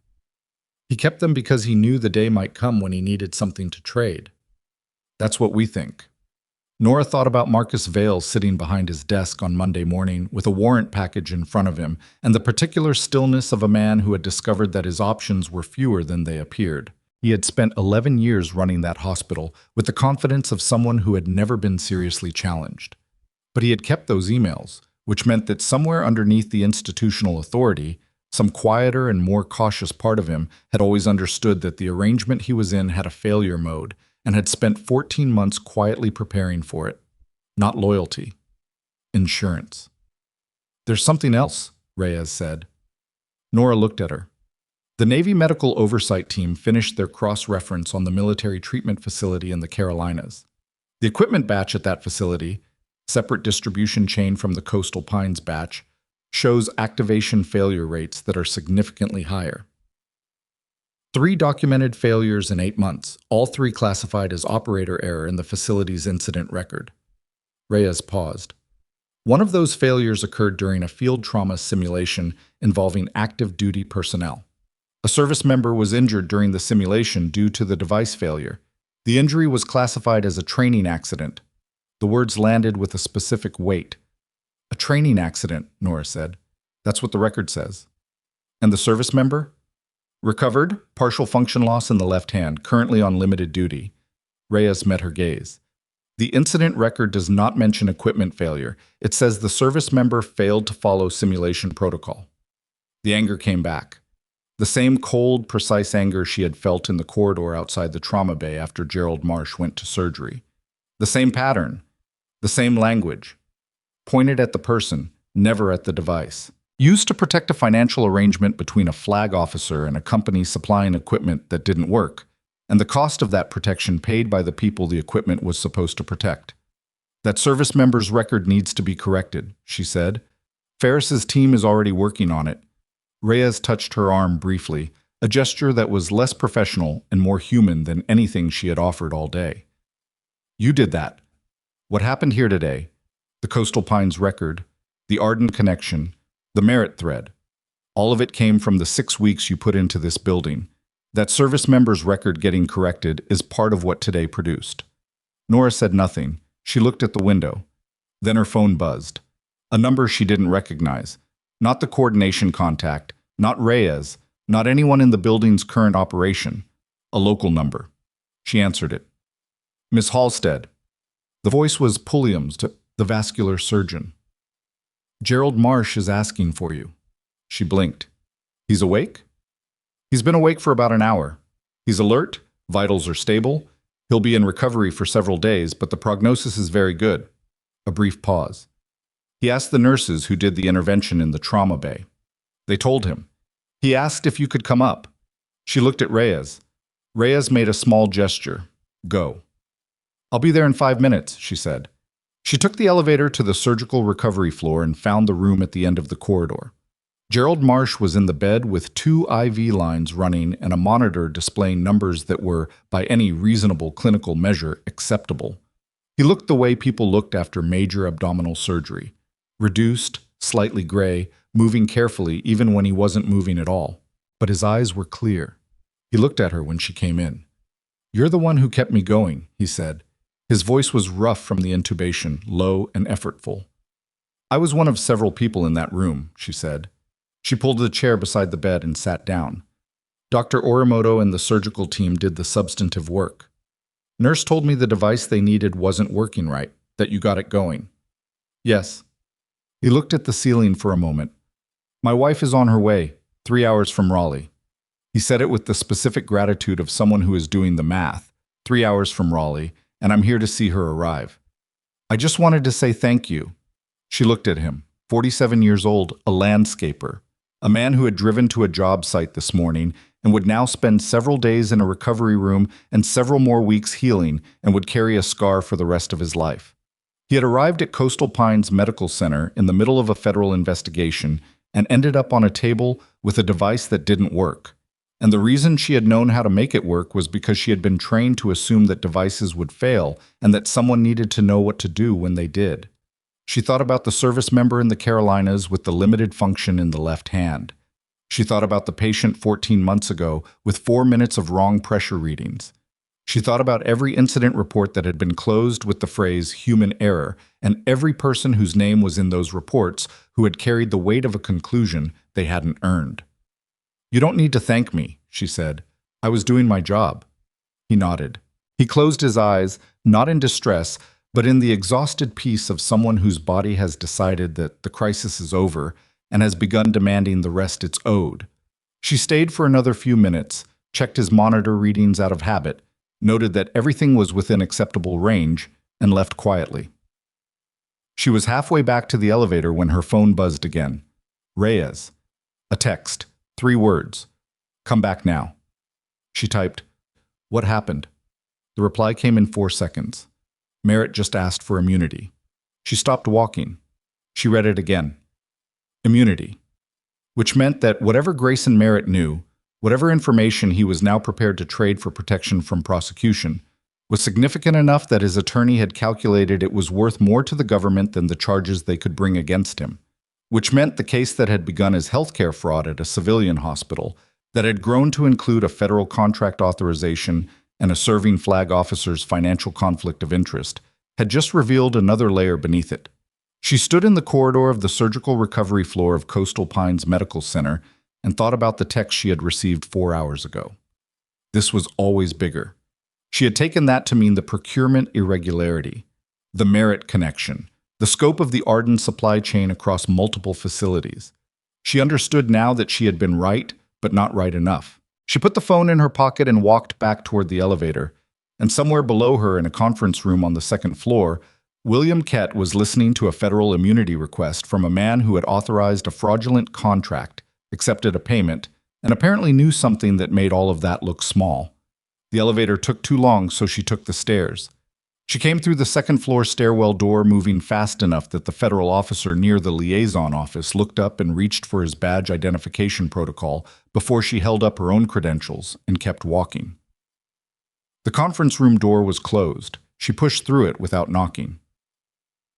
The room had changed configuration since she'd left. Merritt's attorney, Sandra Volk, was standing now rather than seated, which was either a posture of preparation or one of conclusion. Nora couldn't tell yet which. Kett was at the window with his back to the room, which was a thing she had not seen him do all day, and Morse had both hands flat on the table in front of him in the way of someone who has just received something and is deciding how to carry it. Ferris was in the corner on her phone, speaking in a voice so low it was functionally silent. Reyes was the one who looked at Nora when she came in and communicated with a single small movement of her head. "Not yet. Wait." Nora took the chair against the wall. She sat. She watched. Merritt was looking at the table. He had the appearance of a man who had spent a long career in rooms where he held the authority and had arrived, late in that career, at the specific disorientation of a room where he did not. His jacket was still on. His posture was still correct. But something behind his eyes had gone quiet, in the way things went quiet when a person stopped calculating and started accepting. Volk set her legal pad down. "My client will provide full cooperation on the secondary contract structure, the Vericum certification methodology, and the identities of all parties involved in the military procurement agreements. In exchange, We are requesting immunity from the procurement authorization charge and a reduced exposure arrangement on the financial transfer. Reduced exposure is not immunity, Ket said, still at the window. We understand that. And the financial transfer is a direct payment, not a disclosure timing issue, not an oversight in the annual filing process. A direct payment to a personal account from a contractor whose federal contract your client signed. He turned from the window. Reduced exposure requires that what your client offers us is worth more than what we can establish through the record we already have. What he's offering needs to materially advance the investigation beyond where it currently sits. Volk looked at Merritt. Merritt looked at Ket. The Vericom methodology, he said. The falsified testing wasn't limited to hemostatic units. The certification process they used was applied across 17 product categories supplied to federal medical programs over a period of 4 years. I have documentation. Not disclosed in any filing. Physical records that I retained from the authorization process. The room was very still. Where are those records? Ket asked. A safety deposit box. My attorney has the access information. Ferris had stopped her phone call. She was standing in the corner of the room with the phone held at her side and her full attention on Merritt, and the expression on her face was the expression of someone doing rapid calculations about scope and consequence, and arriving at numbers that were larger than what she had walked into the building expecting this morning. 17 product categories, Morse said, quietly, like someone testing the weight of a number. Across 3 federal programs, Merritt said, 2 civilian, 1 military. The military program covers equipment currently in active field use. Nora looked at her hands. She breathed carefully through what that sentence meant. Not the legal implication, not the prosecutorial value, but the clinical reality. Equipment in active field use, certified by a methodology that was falsified. In 17 product categories, not 2. For 4 years, not 18 months. She thought about the hemostatic unit in the Coastal Pines trauma bay and the 40 seconds of delayed activation while Gerald Marsh's blood pressure fell, and she tried to place that same scenario in a forward operating context where the margin for delay was measured not in acceptable clinical parameters, but in the difference between a person making it back or not. She stopped thinking about it because thinking about it without being able to act on it immediately was not useful, and usefulness was the only frame she had ever found that actually helped. She would act on it. She already was. The immunity negotiation ran until almost 9 in the evening. Nora was asked to leave the room at the point where the conversation moved into classified procurement specifics, which was appropriate and which she accepted. She spent the time in the break room on the 2nd floor, then in the corridor, then briefly in the recovery floor. Checking Gerald Marsh's evening vitals through the window of his room. He was sleeping, his wife in the chair beside the bed, the monitor above him showing numbers that were moving in the right direction. And then back in the corridor because she had nowhere else to be and no version of the next several hours that didn't involve waiting. At 8:43, Reyes found her. Ket gave him reduced exposure on the financial transfer in exchange for the full Vericom documentation and cooperation on all secondary contracts, Reyes said.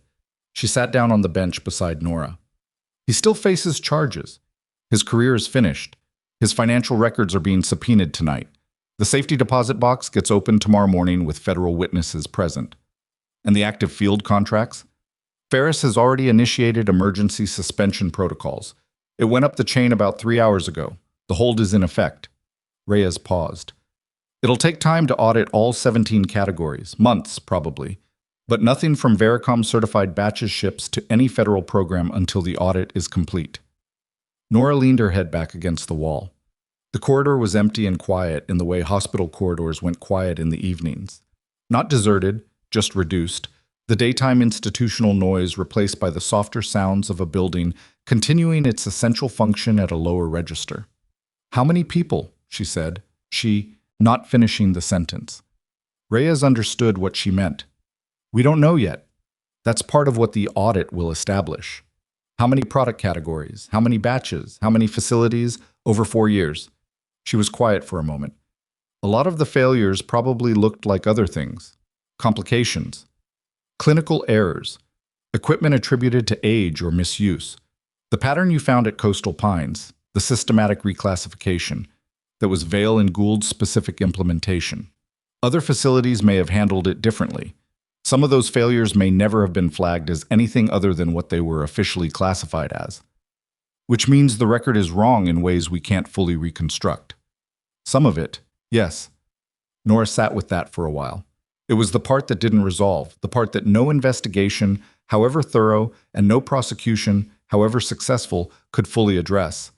The incidents that had already been closed and filed and accepted, the patients and service members and medical staff who had carried conclusions that belonged to a piece of equipment rather than to themselves, and who would never know that the official account of what happened to them was incorrect.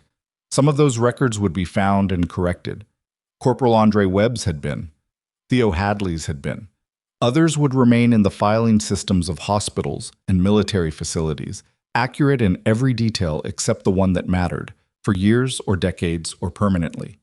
That was the specific weight of systemic wrongdoing, not just the harm it produced, but the portion of that harm it rendered permanently invisible by classifying it as something else. And the only answer to it, the only partial and insufficient and nevertheless necessary answer, was the work of finding the next one before it happened, and the one after that, and continuing to find them for as long as the finding was possible. She had known this when she took the Coastal Pines assignment. She knew it more completely now, in the way you always know things more completely on the other side of them. "There's something," Reyes said, "about the position they're offering you." Wills's unit. "Yes. I want you to go into that meeting knowing something that won't be said in the room." Reyes turned to look at her directly. "They're offering it to you because you're the best person for it. That's true. But they're also offering it because the scope of what Merritt revealed tonight means the audit is going to require clinical expertise at a scale that the existing investigative infrastructure doesn't have, and you represent a proof of concept for how to deploy that expertise effectively." She paused. "What you're being offered is real. The authority is real. The resources are real. And the workload will be significant in ways that the job description won't fully communicate. I know what the workload will be.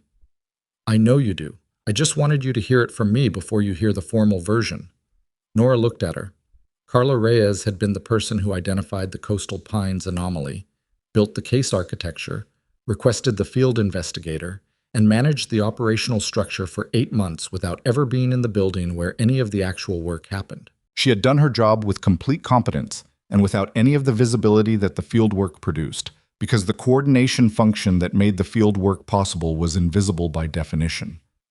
"You should be in that room too," Nora said. "I'll be in the room. I'm part of the unit."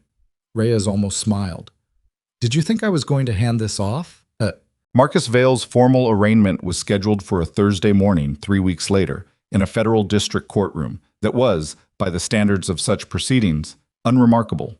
Wood paneling, fluorescent lighting, the particular institutional acoustics of a room designed for the administration of process rather than the experience of drama. Nora was not required to be present. She went anyway.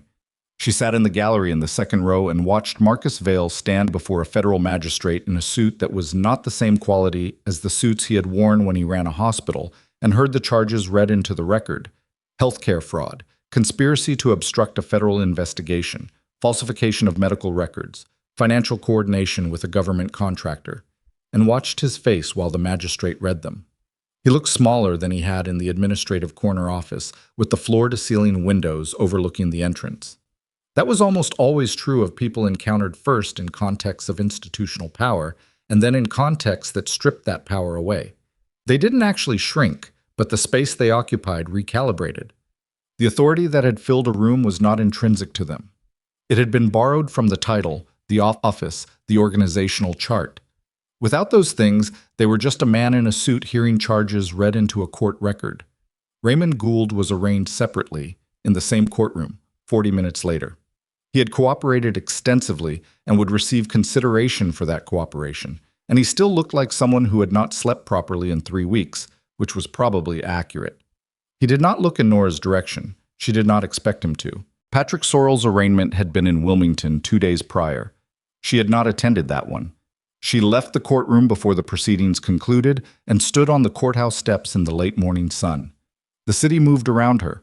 Ordinary traffic, ordinary pedestrians, a food cart on the corner with a line of 4 people. The ordinary world continuing in its ordinary way, indifferent to the specific accounting happening inside the building behind her. She thought about the first morning she had walked into Coastal Pines Medical Center, the nurse's station, the handover notes, the phrase operator error appearing in the incident log the way a wrong note appears in a piece of music, not loudly, just incorrectly, in a way that registered before the conscious mind had finished identifying what it was hearing. 6 weeks from that morning to a federal operation. 8 months from Reyes's initial anomaly flag to a case that had expanded into something neither of them had originally mapped. 17 product categories. 4 years. Multiple federal programs.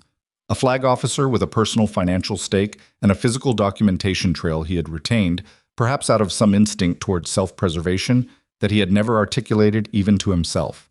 And underneath all of it, in the places the investigation reached and the places it didn't, the people who had been told that the thing that failed was not the equipment but themselves. She pulled out her phone and called Reyes. "Arraignment done?" Reyes asked. "Yes, I'm outside." She watched a taxi pull up to the curb across the street. "I want to start the candidate review for the second team position this week. I've been looking at files and I have 3 people I want to interview. Send me the names and I'll set up the security clearance checks." "Already sent them, last night." A brief pause. "Of course you did." Reyes's voice carried the tone of someone who was not surprised and had stopped expecting to be. "Interview space is available Thursday afternoon." "I'll be there." She put the phone in her pocket and walked down the courthouse steps toward the street. The Richmond facility had assigned her an office on the 3rd floor, a real one, not the temporary placard space from the initial meeting. It had a window that looked over a tree line rather than a parking lot, which she had not requested and which she found she appreciated more than she expected to. The dry erase board was larger than the first one. She had filled a third of it in the first 2 weeks. On a Tuesday morning, 5 weeks after the Richmond meeting, Ferris called her from a military facility in another state. Not the one in the Carolinas, a different installation, one that had come up in the Vericom audit as a recipient of certified equipment across 4 of the 17 product categories. "The audit team found something," Ferris said. "Pressure monitoring devices, same production facility as the Coastal Pines batch, different certification number. They've been in active use for 14 months. The facility's internal records show 2 anomalous readings during trauma procedures in the past 6 months, both attributed to user calibration error." Nora was standing at the dry erase board with a marker in her hand. She set the marker down. "How many units in active rotation?" 37. "Pull them, today." The facility commander is pushing back on the timeline. He's saying a full pull will disrupt their trauma readiness metrics. His trauma readiness metrics are currently built on equipment that may be giving wrong readings during active procedures. She kept her voice level.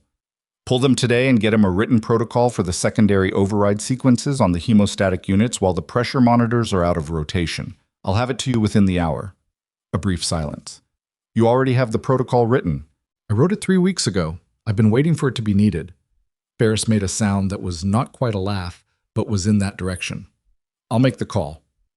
And the 2 anomalous readings, get me the full case files, both patients. They're military personnel. The records are classified." "I have the clearance." "Send them." She had the clearance because she had asked for it in the Richmond meeting, specifically and in writing, as one of the operational parameters of the unit's function. Wills had approved it. The clearance had come through in the 2nd week. She had not needed it yet. She needed it now. The files arrived in her secure inbox 40 minutes later. She read both of them with the same compressed attention she had applied to the Coastal Pines incident log 6 weeks before that. Both cases: trauma procedures, pressure monitoring device, readings outside expected range during critical intervention windows, attending physician notes attributing the discrepancy to calibration error. Both cases: patients who had survived with outcomes that were acceptable but not optimal, outcomes that might have been different if the pressure readings had been accurate. Both cases. Nothing in the record that indicated equipment failure had been considered and ruled out. The records went directly to calibration error the way the Coastal Pines records had gone directly to operator error.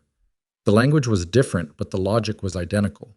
The device could not have been wrong, therefore the person was. She wrote her findings in the unit's case documentation system and filed them under the Vericom audit. Then she opened a new file and labeled it with the facility name and the date. She had learned at Coastal Pines that the record was everything. That the difference between a wrong that stayed buried and a wrong that got corrected was almost always a matter of documentation, of someone taking the time to write it down clearly enough and completely enough that it couldn't be dismissed or reclassified or absorbed into the institutional language of error attribution. The record was the thing that outlasted the individuals involved, the thing that existed after the conversations ended and the memories faded and the people moved on. The record was the argument that kept making itself. She was going to make a great deal of it. On a Friday afternoon, in the 6th week, she drove to Coastal Pines Medical Center. She hadn't been back since the night she left at 9 o'clock, with the operational phase complete. The building looked the same from the outside, the same entrance, the same signage, the same ambulance bay on the east side. The interim administration had made some visible changes. There were 2 new administrators' names on the directory board inside the entrance, and the operational reporting structure had been revised and posted in the lobby in a way that the previous administration would never have done, because the previous administration had not been interested in making its reporting structure visible. She went to the emergency floor. The floor was running a mid-Friday load, not overwhelming, not slack, just the continuous medium pressure of a department doing its ordinary work. She recognized 3 nurses from her 6 weeks. One of them saw her and stopped for a moment with the particular expression of someone recalibrating how to place a person they thought they understood. Porter was at the charge nurse station. He saw her and came around the counter. "You're back," he said. "For the afternoon." "Different capacity." "Yes." He looked at her with the specific evaluative quality she had noticed in him from the first day. The look of someone who assessed situations accurately and didn't waste words on assessments that didn't need to be spoken. "Good," he said. That was all. He went back to the station.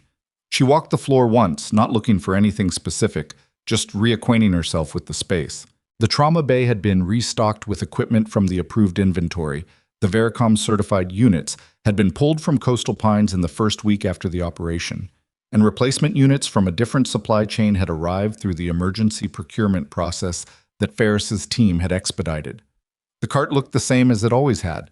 The units in it were not the same units. That was the visible change. The invisible change was in the documentation, in the incident log that now had a corrected record for 7 staff members, in the personnel file that no longer had a disciplinary notation beside Theo Hadley's name, in the equipment certification records that now reflected accurate compliance testing rather than the output of a falsified methodology. The invisible changes were the ones that mattered most and showed least. They always were. She found Theo Hadley at the transport intake station, which was no longer his permanent post. He was there because he was covering a gap in the schedule while the department adjusted to the new staffing structure, and he looked like someone who was covering a gap rather than occupying an assignment, already slightly oriented toward the floor rather than the desk. The posture of someone who knew where they belonged and were waiting for the paperwork to catch up. "I heard you have a new job," he said. "I do." "Better than travel nursing?" She considered that. "Different." He nodded. He looked at the floor for a moment, then back at her. "I've been thinking about something, about what you said in the diner, that it took 14 months for the right people to have access to the information." "Yes." "I keep thinking about the 14 months, about all the things that happened in those 14 months that wouldn't have happened if the information had gotten to the right people sooner." He said it without self-pity, just as a factual observation about time and its costs. "I know that's not something you can fix. I know the 14 months are what they are. I just wanted you to know that I think about it." Nora looked at him. "What happened in those 14 months will be part of the case record.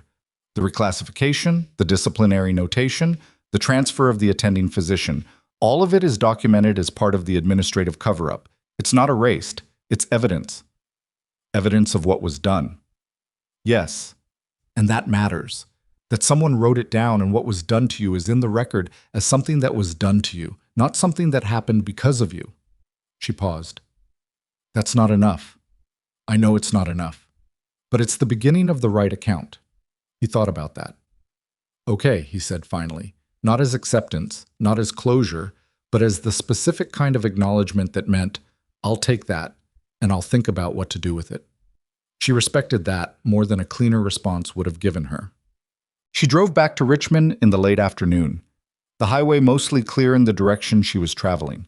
She had a candidate interview at 9 the following morning, the third of the 3 files she had sent to Reyes, a former military physician's assistant with 6 years of field experience and a background in federal procurement compliance, who had left military service 2 years ago and had been doing civilian hospital work since, visibly underutilized by every metric in the file. She had read the file 4 times. Each time she had found things she had missed the previous reading, which was the sign of a file worth the attention. She was building something. Not just a unit, not just a team, a function that hadn't existed before. A mechanism for finding the pattern inside the individual incident before it accumulated into something that required a 6-week undercover operation and a federal warrant to address. The ideal version of this work was earlier. It was the anomaly caught at 2 incidents rather than 5. The pattern identified before the record was full of people who had paid for it. She had not been early at Coastal Pines. She had arrived at the point where the record already contained 4 months of incidents and a paramedic eating lunch alone in a corridor and an attending physician who had been moved to another facility for asking the right question. The work she was now building was intended to reach the same situations before they reached that point. Whether it would work exactly that way, whether the unit she was constructing would be fast enough and well-resourced enough and present in the right places often enough to actually shift the timeline, she didn't know. She was honest enough with herself to hold that uncertainty without resolving it artificially. The work was necessary, and it was real, and it would catch some things earlier and miss some things entirely. And the goal was to keep adjusting the ratio in the right direction for as long as she was able to keep doing it. That was what work looked like when you were doing it seriously rather than performing it. It didn't resolve into certainty, it resolved into commitment. She reached the Richmond facility at 7:15, badged through the checkpoints, and went up to her office. The dry erase board had acquired another section of notes since that morning. She had added items before leaving for Coastal Pines, and looking at them now, she could see 2 connections she hadn't seen when she wrote them. She picked up the marker. She drew a line between 2 items on the board. Then she stood back and looked at what the line revealed. It was the beginning of a pattern. Not the same pattern as Coastal Pines. Different facility, different product category, different institutional context. But the same underlying logic, equipment that failed, attributed to the person rather than the device, the record adjusted to protect a contract rather than correct the account. She looked at it for a long time. Then she sat down at the workstation, opened the secure case file, and began to write. The thing about quiet at work was that it didn't look like much from the outside. It looked like a woman in an office with a dry erase board and a secure workstation and a stack of case files. It looked like phone calls and document reviews and interviews in windowless conference rooms and trips to facilities that didn't announce their purpose from the street. It looked ordinary in the specific way that all essential work looked ordinary when it was being done correctly, without drama, without the performance of significance, with nothing more and nothing less than full attention applied to the thing that needed doing. Nora had spent years learning to be comfortable with that kind of invisible, the kind that came from doing work that required her not to be seen in order to work at all. The 6 weeks at Coastal Pines. The 7 years before civilian nursing. The patient accumulation of evidence in environments where evidence was the only currency that couldn't be confiscated when the people in power decided they didn't want you in the building anymore. She had been dismissed from that building with a cardboard box, and the assumption that dismissal was the end of it. Marcus Vail had looked at her in his conference room and made the calculation that she was a problem he had solved. He had misunderstood the fundamental nature of the situation. The problem was not her. The problem was what she had found, and what she had found existed on an encrypted drive beneath the seat of her car. And no decision Vail could make inside his building could reach that drive. And the drive had reached federal investigators. And the investigators had reached a warrant. And the warrant had reached a courtroom. And the courtroom had reached a record that would now exist for as long as records existed, clear and complete and impossible to reclassify. That was the nature of evidence. You couldn't fire it. You couldn't suspend it. You couldn't walk it out of the building with a security escort and assume the problem had been managed. The people who built systems of institutional protection for bad practices always made the same mistake. They believed the most dangerous variable in any situation was the person who had discovered the problem. They concentrated all their energy on removing that person, on reclassifying them, on reassigning them, or dismissing them, or simply making their professional life difficult enough that speaking became too costly. They never understood that the most dangerous variable was the record, the written account, the documented pattern, the thing that survived after the person had been walked out, that waited in an encrypted file or a safety deposit box or a carefully maintained documentation trail until the right set of eyes found it. The record was the thing that couldn't be fired. Nora had spent her career understanding that and building it. And in the 6 weeks at Coastal Pines, she had built it well enough that it had reached further than anyone in that building had imagined possible when they handed her a cardboard box and told her she was done.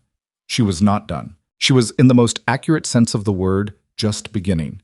And somewhere in a hospital she hadn't yet visited, in a trauma bay or a surgical suite or a military field unit, a device was sitting in a cart that had been certified by a process she hadn't yet traced, waiting to be the thing that failed at the wrong moment.